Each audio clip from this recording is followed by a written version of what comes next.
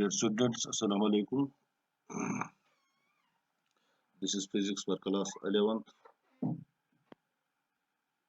and we all know that we are dealing with chapter 6, that's motion of system of particles and rigid bodies. And our today's topic is application of forms of moment of inertia. तो मैंने आपको दो forms पढ़ाए हैं moment of inertia के लिए. One is theorem of parallel axis and the other is theorem of perpendicular axis. Theorem of parallel axis में आपने पढ़ा है कि अगर आपके पास कोई बॉडी है और उसका moment of inertia about the axis passing through its CG, that is the center of mass, ठीक है, is given. अगर वो हमें दिया हुआ है, then we can take another axis that will be parallel to that axis. और उस जो parallel axis होगी उसमें कितना मोमेंट ऑफ इनर्शिया होगा वो हमें बताता है. that is equal to the moment of inertia of the body about the axis passing through the center plus mh square, where h is the distance between the two parallel axes. मैं आपको यहाँ पे थोड़ा जल्दी बताऊंगा. मान लीजिए हमारे पास एक बॉडी है. This is what I am telling you about this theorem of parallel axis. यहाँ पे this is the axis of rotation which passes through the center C. ठीक है, यहाँ पे बॉडी का सेंटर C है. मान लीजिए आपका टेनिस बॉल है या आपके पास सर्कुलर है. this is the center of mass of the body. तो ये x1 से पास होती है तो आप इसको रोटेट करते हो. ठीक है, आपने अब इस एक्सिस के बदले फॉर एग्जांपल इसका जो मोमेंट ऑफ इनर्शिया है वो हम लिखते हैं यूजुअली आई जी. ये याद रखना. दिस इज द मोमेंट, ये है आई जी.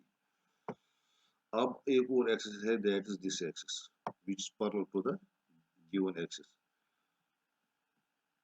तो यहाँ पे कितना मोमेंट है, this is the distance between these two axis, वो हम h लिखते हैं. ठीक है, h is the distance between the two axes. तो यहाँ पे हम लिखते हैं इसका moment of inertia I not लिखते हैं. तो ये मोमेंट ऑफ इनर्शिया जो है I naught, this will be equal to I naught will be equal to IG plus m is the total mass of the body, h square. This is theorem of parallel axis. This is theorem of parallel axis. For example, if the moment of inertia of the body about the axis passing through the center of mass, that is Ig. If Ig is 10 kilogram metre square, moment of inertia का unit क्या है हमें पता है. Moment of inertia I is equal to M R square, जो हमने पढ़ा है.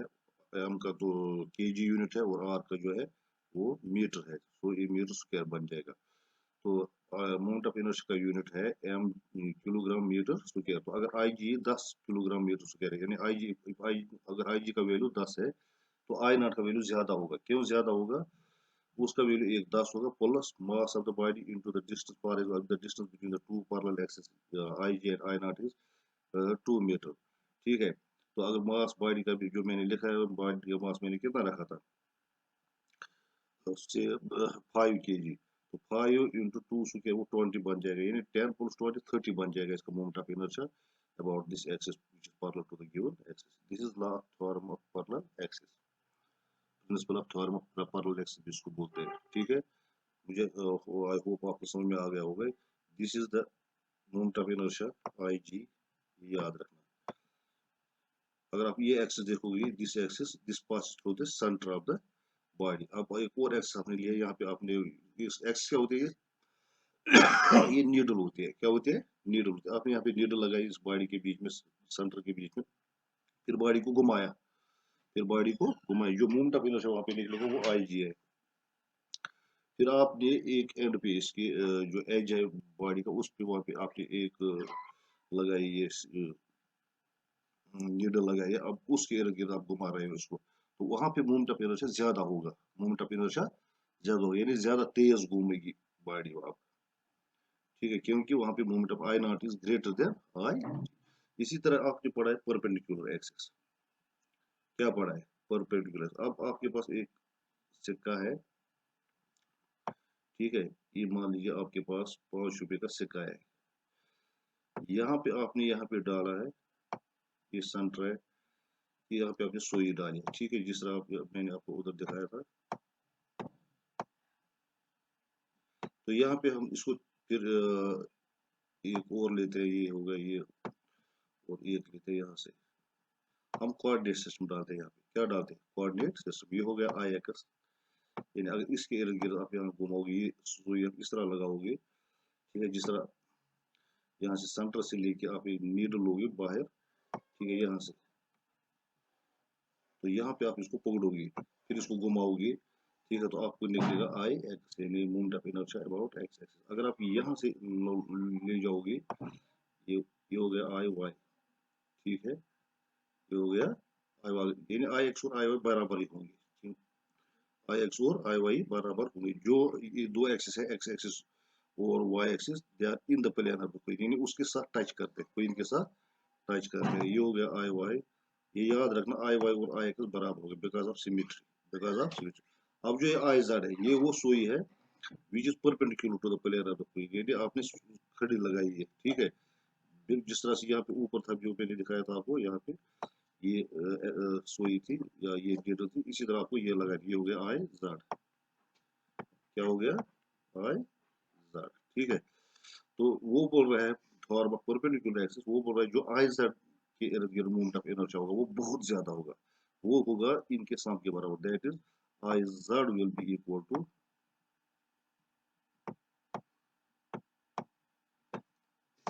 I X plus I Y, ठीक है, I Z will be equal to I X plus I Y, ठीक है। This is theorem of perpendicular axis, यानी जो परपेंडिकुलर में जो एक्सिस होगी उसके इर्द गिर्द ज्यादा तेज रोटेट करेगी बॉडी, क्योंकि उसका मोमेंट ऑफ इनर्शिया उन दोनों के सम के बराबर होगा। तो ये याद रखना। अब इनकी एप्लीकेशंस पढ़ने हैं, दो थॉर्म जो मैंने आपको बताए, एक theorem of parallel axis and theorem of perpendicular axis, हम इसको कहाँ पे अप्लाई करेंगे, इससे हम ये यूज करेंगे, तो फिर मोमेंट ऑफ इनर्शिया आप निकालोगे अबाउट एनी अदर एक्सिस, ठीक है। फॉर एग्जांपल यहाँ पे देखिए आप, moment of inertia of a uniform rod about a transverse axis passing through its end, ठीक है। ये था हमने, this is the centre of this, जो मैंने अभी बोला है, this is the centre of this rod, ये रॉड है, यहाँ पे मैं दिखाऊंगा आपको, ये आपके पास रॉड है, ठीक है। तो आपने पहले एक नीडल यहाँ पे लगाई थी, जो एक्सिस लगाई थी वो यहाँ पे लगाई थी, वहां से जो जो मोमेंट ऑफ इनर्शिया मैंने अभी बोला वो दैट इज डिनोटेड बाय आई जी, वो आई जी होगा, ठीक है। अब आई नॉट, यहाँ पे आपने इस सुई को निकाला, यहाँ पे इस नीडल को यहाँ से निकाल दिया, पहले आपने यहाँ पे रोटेट कर दिया, आई जी के इर्द गिर्द इसको रोटेट किया, इस रॉड को, ठीक है। अब आपने ये निकाल दिया यहाँ पे, तो आपने यहाँ पे एंड पे लगा दिया, ठीक है। तो आपको देखना है यहाँ पे इसका मोमेंट ऑफ इनर्शिया कितना होगा। अगर आई जी दिया हुआ है, फॉर एग्जाम्पल अगर आई जी 10 है, तो क्या यहाँ पे आई नॉट 10 से ज्यादा होगा या 10 से कम होगा, वो आपको निकालना है, अप्लाइंग दीज लॉज, ठीक है। तो you have to calculate the moment of inertia of the body about the axis which touches its end और which is passing through it's and, वो ये वाली है, ठीक है। यहाँ पे आपको निकालना है। तो यहाँ पे जो दो एक्सिस है, one is passing through the centre of this rod and the other is touching it's and, तो इनके बीच में जो डिस्टेंस है दैट इज एच, ठीक है। तो अब हम ये निकालेंगे वहां पे इसका मोमेंट ऑफ इनर्शिया कितना होगा।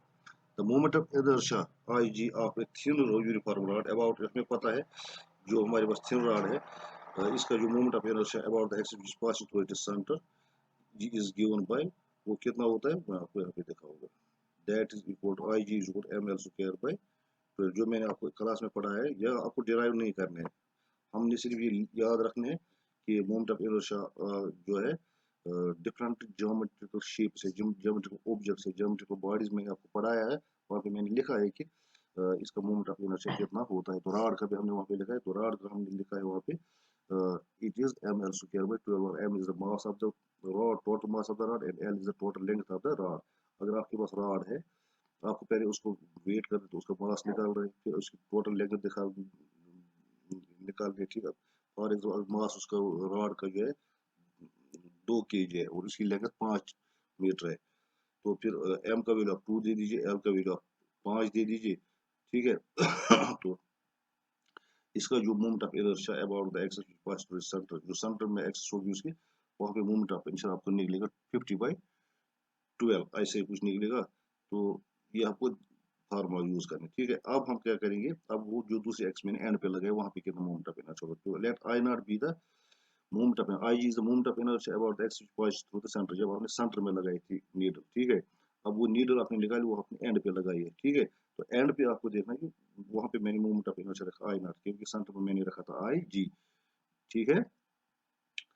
So let I not be the moment of inertia of this rod about a transverse axis. Transverse axis क्या होता है, जो 90 डिग्री बनाएगा वहाँ पे तो रॉड के साथ, इसको बोलते हैं ट्रांसवर्स एक्सिस।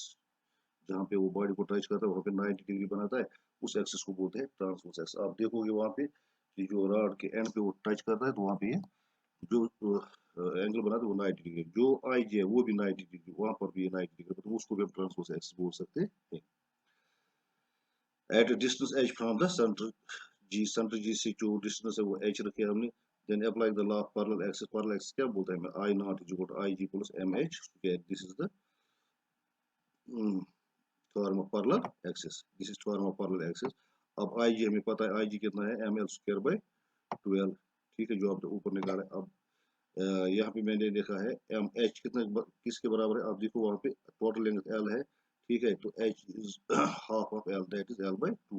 आप रॉड से देखना वहाँ पे, ठीक है। What is H? H is the distance between IG and I naught। H is the distance between IG and I naught, ये याद रखना। दो एक्सिस के बीच में जो डिस्टेंस है उसको हम H रखते हैं, क्या रखते हैं, H। अब H का वैल्यू मैं L/2 दूंगा, ठीक है। तो जब यहाँ पे आप दोगे ये बन जाएगा ml² by 4, क्योंकि m ही रहेगा। H का वैल्यू आप L दोगे तो L² बन जाएगा और 2² 4 बन जाएगा, ठीक है।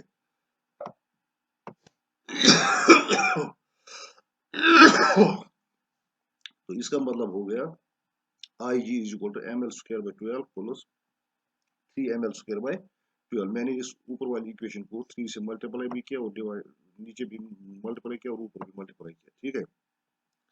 जब 3 से m को मल्टीप्लाई करेंगे तो 3m बन जाएगा, जो मैंने यहाँ पे लिखा 3ml²। जब 4 को मल्टीप्लाई करेंगे 3 से तो 12 बन जाएगा। अब दोनों का डिनोमिनेटर सेम बनाया मैंने, इसलिए मैंने वो मल्टीप्लाई किया। तो अब दोनों का डिनोमिनेटर 12 है, इसलिए एक ही 12 रखेंगे। ml² और 3ml² को ऐड करेंगे, 3ml² plus 1ml², that will be 4ml², ठीक है। इस 3ml² को इस ml² के साथ ऐड करेंगे। यहाँ पे 1ml² है, यहाँ पे 3ml² है, तो ये 4ml² बन जाएगा। तो नीचे एक ही 12 रखेंगे, ठीक है। अब 4 और 12 का कसर काटो आप, ठीक है। सिंपलेस्ट फॉर्म में रखो, 4 1 जार 4, 4 3 जार 12, तो नीचे 3 रह जाएगा, 4 कैंसिल हो जाएगा किसके साथ, 12 के साथ, जब उसको फैक्टर्स निकालेंगे। तो हमारा आंसर आएगा आई, सॉरी ये गलत हो गया, अभी आई जी नहीं है, ये आई नॉट है, ठीक है। ये गलत हो गया, ये आई नॉट लिखना सबको यहाँ पे। तो आई नॉट कितना निकला हमें,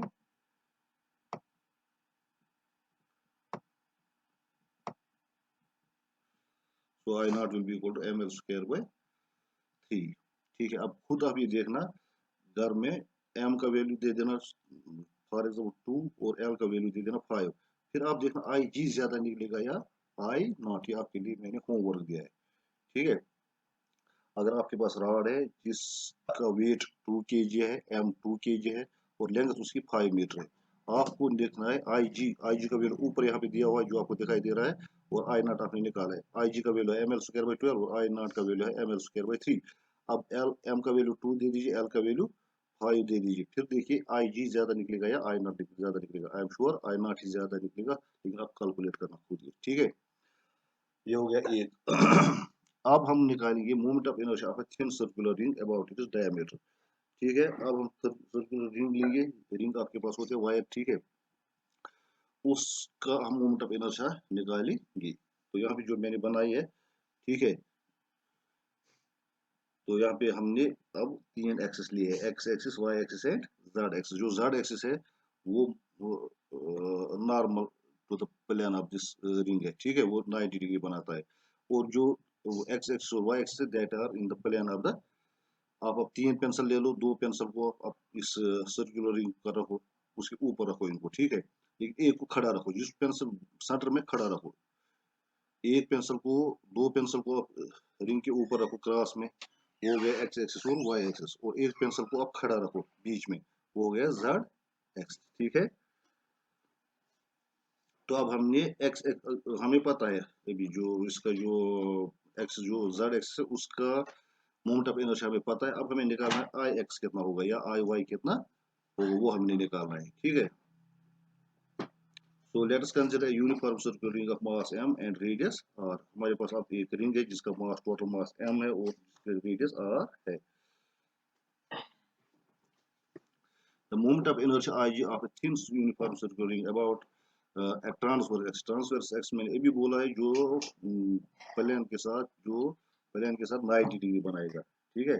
जहाँ पे वो प्लेन के साथ 90 डिग्री उसको ट्रांसवर्स एक्स बोलते हैं। जहाँ पे जो पेंसिल जो खड़ा रखा है वही ट्रांसवर्स एक्स हो गया, ठीक है। And passing through its center G, वो कहाँ से पास होता है, सेंटर G से, and perpendicular to its plane is given by IG equal to mr square। ये हमने निकाला। अगर फिर अब उधर देखोगे जब मैंने पढ़ाया था moment of inertia of simple geometrical objects के का जो टॉपिक हमने पढ़ाया वहाँ पे हमने देखा कि सर्कुलर रिंग का जो होता है तो वो एक्सिस, फॉर एग्जाम्पल जो यहाँ पे एक्सिस है, ये आपके पास रिंग है और ये एक एक्सिस है which passes, ठीक है। इस रिंग को अगर आप रोटेट करोगे, क्लॉकवाइज करो या एंटी क्लॉकवाइज करो, वो आपकी मर्जी है। तो इसका जो मूवमेंट ऑफ इनर्शिया है वो आई जी है, ये आई जी है, ठीक है। तो ये जो आई जी है यहाँ से हमने कौन सा एक्सिस रखा है, जेड रखा है, ये आई जेड हो गया। क्या है ये आई जेड, इस तरह हमने रखा है जेड को, ठीक है। तो I G is equal M R square, ये याद रखना, ये आई जेड ही हो गया। आई जेड का वैल्यू हमें दिया हुआ है। अब हमने निकालना है आई एक्स का वैल्यू। आई एक्स कितना होगा, अगर I Z M R square के बराबर है, फिर से आप एम का वैल्यू कुछ दे दीजिए 2 और रेडियस रख लीजिए 2, ठीक है। फिर ये देखिए यहाँ पे moment of inertia of this ring about the X which passes through its centre कितना होगा, आई जी कितना होगा वो खुद देखते हैं, ठीक है। क्योंकि आपके पास डिफरेंट रिंग्स होंगी, कोई किसी के पास रिंग होगी जिसका मास 1 kg होगा और रेडियस भी 1 होगा, तो उसका जो मोमेंट ऑफ इनर्शिया वो 1 ही निकलेगा। किसी के पास मास होगा 1 kg, रेडियस होगा 2 मीटर, ठीक है। तो ये डिफरेंट रिंग्स होंगे, उनका मोमेंट ऑफ इनर्शिया भी डिफरेंट ही होगा। Now let us consider a system of the 3x जो मैंने उधर बताया आपको, x, y and z axis। Such that z is along the geometrical axis of the ring, जो वहाँ पे जो मैंने बताया I z, ठीक है।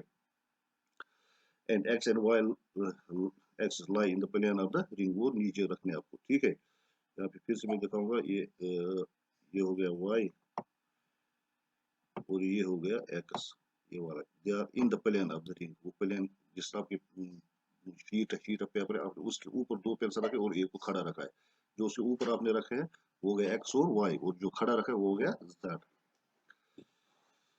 Such that the center of mass G of the ring lies at the origin of the coordinate system। जो system हमने यहाँ पे बनाया x, y और z कोऑर्डिनेट सिस्टम, जो उसका ओरिजिन होगा यहाँ पे, ये O है, O is the origin of the coordinate system, और यहाँ पे ही G भी है। G क्या होगा, G is the center of this ring, center of mass of this ring, ठीक है। तो जहाँ पे O होगा origin of the coordinate system, वहाँ पे center of the mass of the ring होगा, वहाँ पे रिंग का सेंटर होगा, ठीक है। About x, y and अच्छा, फिर मैंने लिखा है let I x, I y and I z are the moment of inertia of the ring about x, y and z axis respectively। मैंने बोला कि जो वो z axis है वहाँ पे उस axis पे moment of inertia I z है, जो y axis है उस पे I y है, और जो x axis उस पे I x है। बाय सिमेट्री मैंने अभी बोला है, symmetry by symmetry I Y जितना होगा उतना ही आई एक्स होगा, क्योंकि आप देखिए दोनों साइड से डायमीटर बन जाते हैं, ठीक है। फॉर एग्जांपल ये आपके पास सर्कुलर रिंग है, ठीक है। ये अगर इस तरह आप घुमाओगे ये हो गया आई एक्स, ठीक है। तो फिर आपने इसको इस तरह इधर से निकाल दिया, इधर से निकाल दिया, ये दोनों एक्सिस सेम है, ये आई वाई हो गया। तो आई वाई और आई एक्स क्या होंगे सेम, जितना आई एक्स निकलेगा उतना आई वाई भी निकलेगा, क्योंकि दोनों डायमीटर है, बोथ आर द डायमीटर्स। तो इसलिए मैंने इनको दोनों को आई एक्स और आई वाई को मैंने आई डी के बराबर रखा है। मैंने इनके बदले क्या लिखा है, आई डी, ये याद रखना, ठीक है। अब आई जी किसके बराबर है हमारे पास, आई जी एम आर स्क्वायर, ये हमें गिवन है, दिस इज गिवन, क्योंकि मैंने जब बताया था centre of mass of simple geometric objects, वहां पे हमने लिखा है the moment of inertia of A ring about the x which passes through its center is given by Ig is equal to mr square। अब Ig जो access है वहां पे Iz हमने रखा है, इसलिए Iz भी mr स्क्वायर के बराबर होगा, जो मैंने यहाँ पे नीचे लिखा है, ठीक है। Applying the theorem of perpendicular axis, अब हम परपेंडिकुलर एक्सिस थॉर्म की जो है थॉर्म है वो अप्लाई करेंगे, तो I Z will be equal to I X plus I Y, ठीक है, जो मैंने ऊपर बताया आपको, this is the theorem of perpendicular axis, वो बोलता है I Z is equal to I X plus I Y, ठीक है। इसका मतलब हो गया अब आई एक्स और आई जेड मैंने रखे किसके बराबर, moment of inertia about diameter I X और आई जेड वो दोनों डायमीटर है, इसलिए मैंने आई डी के बराबर दोनों को रखा है, आई एक्स के बदले भी आई डी लिखा है और आई वाई के बदले भी आई डी लिखा है, तो ये ट्वाइस आई डी बन जाएगा, ठीक है। आई जी का वैल्यू हमने क्या निकाला है, अब आई जेड के बदले आई जी, क्योंकि आई जेड आई जी के बराबर है, so I Z is equal I X plus I Y is the theorem of perpendicular axis, I Z के बदले आई जी लिखा जो मैंने ऊपर लिखा है, आई एक्स के बदले आई डी और आई वाई के बदले आई डी। अब आई जी का वैल्यू हमारे पास ऊपर हमने निकाल दिया, वो एम आर स्क्वायर है, ठीक है, is equal to twice I D इसका मतलब हो गया है I D is equal to M R 1/2 M R square, इसका मतलब हो गया है जो ये हमारे पास रिंग थी, जब आप इसको रोटेट कर रहे थे इस तरह से, इस एक्सिस के रोटेट कर रहे थे, अगर इसका मोमेंट ऑफ इनर्शिया 10 था, मैं लिखूंगा यहाँ पे 10, ठीक है, अगर आप इसको इस तरह से रोटेट करोगे, दो टुकड़े करोगे रिंग को, ठीक है, तो यहाँ से ये 5 ही निकलेगा, यार half, it will be half, diameter axis जो है वहाँ पे 5 ही निकलेगा, हाफ ही निकलेगा, तो क्या आपको अब ये याद रखना, the moment of inertia of a ring about x which passes through its center and perpendicular to its plane is uh, twice the moment of inertia about its axis which passes through its diameter, ठीक है।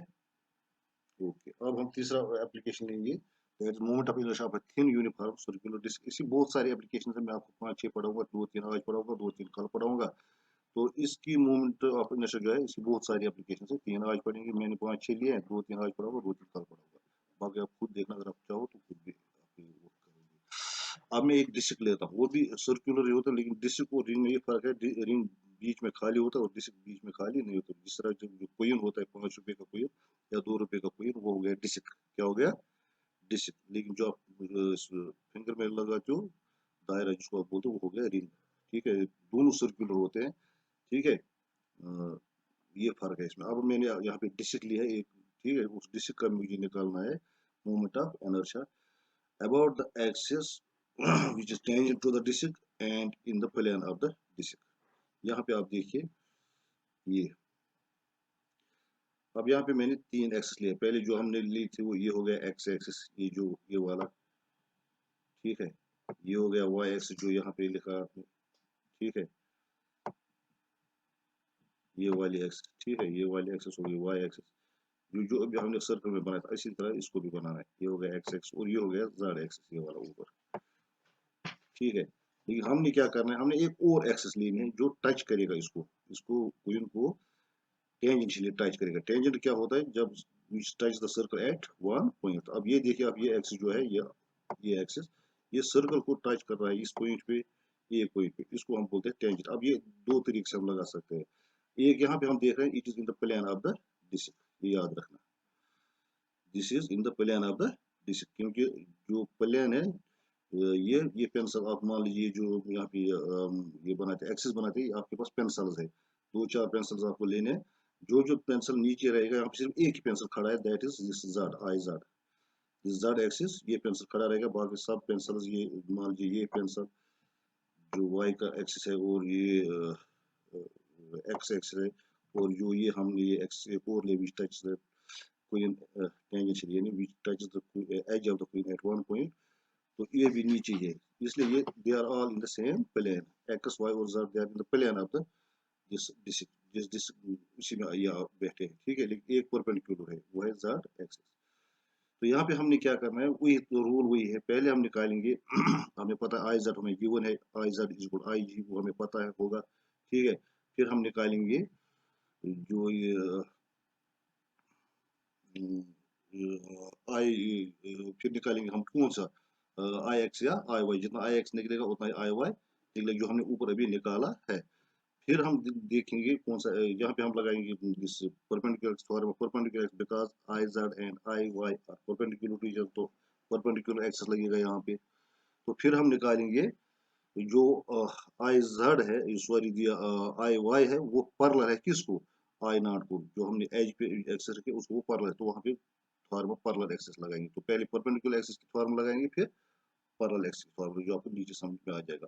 तो consider a thin uniform circular disc of mass M, disc of mass total mass जो है वो M है और radius इसका are है, शोन फिगर में बनाया हुआ है, ठीक है।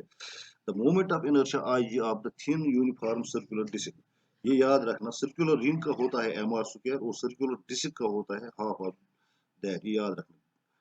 सर्कुलर रिंग जो है वो तेज घूमती है कंपेयर टू डिस्क, और दोनों जो रेडियस जो सेम होगा, लेकिन डिस्क जो है वो थोड़ा स्लोली घूमेगी, ठीक है, वो जो रिंग है वो ज्यादा तेज घूमेगी, ठीक है।